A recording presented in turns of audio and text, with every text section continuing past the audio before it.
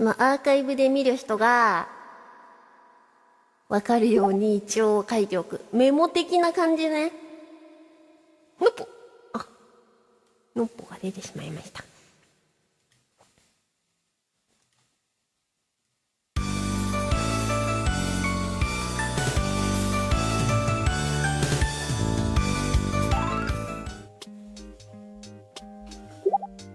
負けか。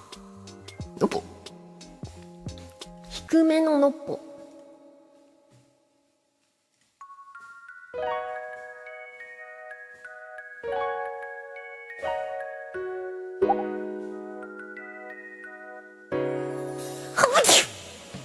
すいません。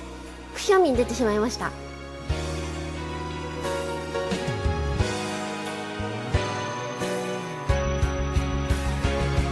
いつもモノクロだった瞳の奥の景色捨てたら夢見つけた。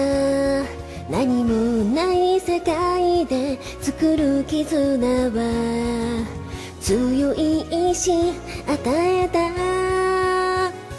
裏返した日常でまた走ってゆく先に君はいた。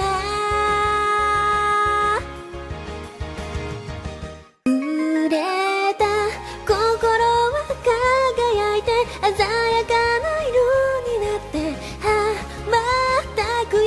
希望を乗せて無限に広がる空の下集まった願い守り進めばまた誰も知らない明日へ